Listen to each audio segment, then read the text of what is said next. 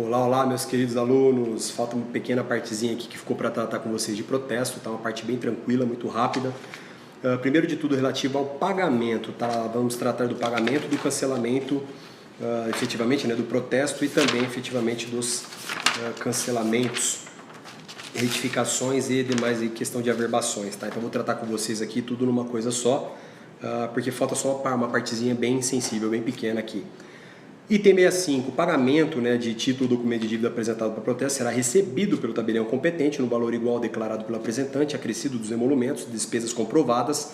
Que despesas são essas? De condução de intimações ou de publicação de editais, cuja cobrança tenha respaldo na lei ou ato normativo da corregedoria. Tá? Muito cuidado. Juros, comissão de permanência e outros encargos devem ser pagos pelo devedor, não poderão ser considerados na definição do valor total da dívida, salvo no caso expressamente previsto em lei. E, cuidado, item 65.2, as MEs e EPPs, lá da Lei Complementar 123, farão jus em si a isenção, né, de todos os repasses, pagando só parte do tabelião, e devem comprovar a sua qualidade mediante ficha cadastral da Junta Comercial, aqui no estado de São Paulo, a JUSESP, ou certidão do RTD e do RCPJ, no caso de sociedade simples, admitindo-se como válidas até 31 de janeiro de cada ano, ou seja, todo ano eles têm que renovar, porém até dia 31 de janeiro é liberado ainda essa prorrogaçãozinha de prazo. O pagamento, item 66, poderá ser feito através de dinheiro, cheque ou CELTEC ou até mesmo por boleto de cobrança. Tá? Cuidado, pagamento em dinheiro ou cheque, se oferecido ao tabelião competente, não poderá ser recusado, em hipótese alguma, e no ato do pagamento em dinheiro, o tabelião deverá dar a quitação do título. Se for em cheque, espera a compensação do cheque, obviamente. O cheque deverá ser visado e cruzado, né, o administrativo, em nome ou à ordem do apresentante, pagável na mesma praça, salvo os emitidos por microempresas de pequeno porte, que podem pagar com cheque comum. Se é microempresa e empresa de pequeno porte der um cheque sem fundo comum, ela perde jus ao benefício durante um ano do que estava previsto lá na Lei Complementar 123, tá? Basicamente é isso que a gente tem que tratar a respeito do tabelião de protestos, na parte de pagamento. Efetivamente, do protesto de títulos. A gente já tratou muito a respeito dos prazos, tá? Então, estourado o prazo, se não for o caso de sustação do procedimento de protesto ou de retirada do título, ou até mesmo de irregularidade, depois dos 3 dias úteis deverá ser lavrado, né, tirado o protesto. Deste instrumento deverá, né, ser contido todos os elementos lá que a gente trata lá a respeito de designação do documento de dívida. Também deverá conter nesse protesto, se for tirado por falta de pagamento, aceite, devolução ou alta da falta do aceite, ou se for um protesto comum ou para fins falimentares. O protesto por falta de aceite somente poderá ser lavrado antes do vencimento da obrigação, ou seja, se for depois do vencimento tem que ser protesto por falta de pagamento, obviamente, né, o que diz lá o 72.1. Ainda disposição relativas ao protesto, que a gente pode tratar aqui de maneira bem bacana para a gente trazer aqui. O item 79, tá? Ele tem aqui, na verdade, Vou primeiro do 78, tá? Só para tratar e habituar dentro do onde a gente tá falando aqui. O deferimento do processamento de recuperação judicial de empresário ou de sociedade empresária não impede o protesto de títulos ou documentos de dívida relacionados com o requerente do benefício legal, tá? Então, o fato do deferimento não impede os protestos. Aí o item 79, ele traz uma disposição muito importante, tá? Que não será lavrado o segundo protesto do mesmo título. Pessoal, o protesto, ele segue um princípio da unitariedade do protesto, ou seja, um documento ou um título só pode ser protestado uma única vez por um único motivo. Tá? Então, cuidado. Se for, por exemplo, uma letra de câmbio, ela pode ser protestada por falta de aceite, depois teve o aceite, falta de pagamento, pode ser protestado novamente. Por quê? São protestos de motivos distintos. Então, esse é o princípio da unitariedade do protesto. Um título ou um documento de dívida só pode ser protestado uma única vez pelo mesmo motivo. Exceto, o item 79 traz isso, que poderá, na verdade, ser relavrado, né, ou seja, ser feito um segundo protesto, independentemente da causa, se o primeiro for cancelado a requerimento do credor em razão de erro no preenchimento de dados, ou seja, teve um erro no protesto, ele cancela e protesta novamente. Se lavrado um protesto comum e ele desejar depois especial para fins de falência, ou seja, lavrou comum, mas aí a parte vem lá e fala, queria lavrar para fins de falência, que tem que notificar na sede principal da pessoa jurídica, né, que está sendo ali da sociedade empresária, que será objeto de falência, do empresário, né, propriamente dito, que será indicado para falência e pode protestar novamente. Se necessário para comprovar a inadimplência ou descumprimento de prestações que não estavam vencidas quando do primeiro protesto, que é o caso do protesto parcial, ou seja, protestou um pedaço uma parte, né, da dívida vencida, depois o título reingressa para protestar o que foi vencido depois daquele protesto. E no caso de desconsideração da personalidade jurídica, tá, pessoal? Isso aqui é muito importante, é uma hipótese nova, tá? Que veio lá de 2015. Pode ser sim feito um novo protesto quando desconsidera a personalidade jurídica, ou seja, Protestou a PJ com vínculo no próprio CNPJ. De repente sobrevém uma ordem, um reconhecimento, né, de desconsideração incidental de personalidade jurídica pelo juiz competente. À vista desse mandado, né, desse item específico, pode ser apresentado novamente protesto para que sejam protestados quem?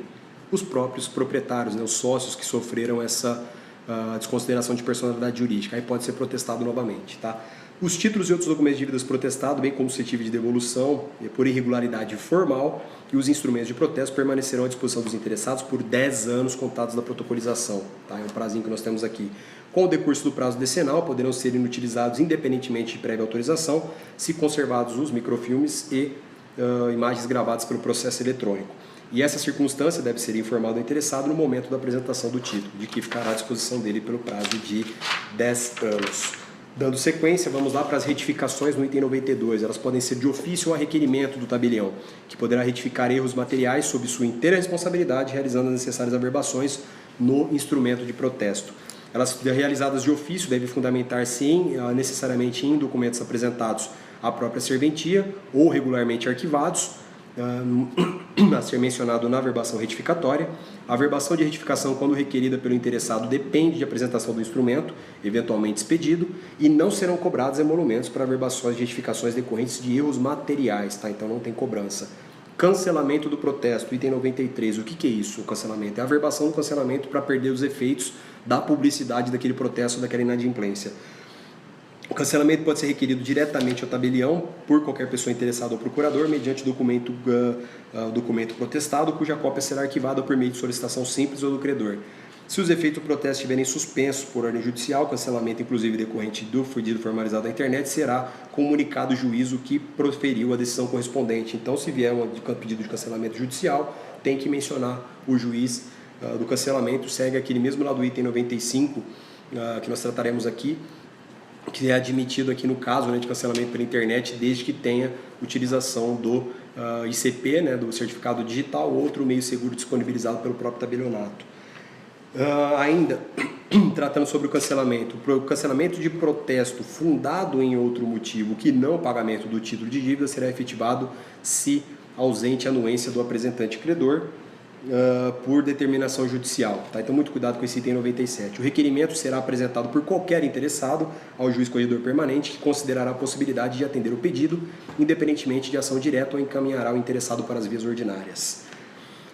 Passado ainda mais um pedacinho aqui, pessoal, para a gente tratar de cancelamento de protesto. A requerimento do credor ou apresentante, formalizado diretamente ao tabelião, é admitido o cancelamento do protesto para fins de renovação do ato notarial, em virtude do erro de preenchimento nos dados fornecidos para protesto, uma vez pagos os emolumentos. É aquela possibilidade que a gente teve lá. Cancela, paga os emolumentos, só que protesta novamente, tá? Então tem que pagar os emolumentos. Havendo recusa manifestada pelo tabelião, o expediente será encaminhado ao juiz corregedor permanente, que decidirá. O cancelamento será efetuado pelo próprio tabelião substituto ou escrevente, ou seja, qualquer um dos três poderá averbar esse cancelamento, anotando, né, no respectivo protesto, né? Então isso é uma questão muito tranquila relativa ao cancelamento, pode ser feita tanto pelo tabelião substituto ou escrevente. Cuidado, sempre diferenciem, tá, essas questões relativas aqui no protesto. O tabelião, o substituto, escrevente também pode abrir e fechar, né, os livros de protesto sem problema, podem também assinar os instrumentos de protesto, inclusive averbar os cancelamentos. No averbação do cancelamento constará o número do expediente, né, que é o expediente referente ao cancelamento, com os respectivos documentos numerados, que serão arquivados.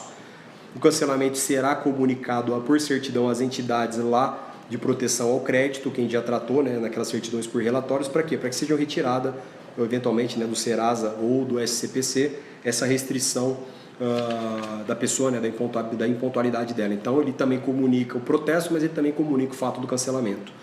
Cancelado o protesto, não constarão mais as certidões expedidas do protesto ou seu cancelamento, salvo o requerimento escrito do devedor ou requisição judicial. E as averbações de cancelamento feitas até a vigência da Lei 6690 de 79 serão havidas como cancelamento, que são chamadas averbações de pagamento, que era o regime anterior, né, distinto do protesto. E as ordens judiciais de cancelamento provisório ou de cancelamento, quando exaradas em sede de tutela de urgência, serão qualificadas pelo tabelião como suspensão provisória dos efeitos do protesto, ao qual ele deve depois, né, confirmar a procedência, né, o interessado também trazer o documento efetivo para que se proceda ao cancelamento definitivo do protesto. Tá ok, pessoal? Feito isso, terminamos então nesse 10 minutinhos rapidinhos aqui de passar acerca do procedimento de protesto. Até a próxima aula.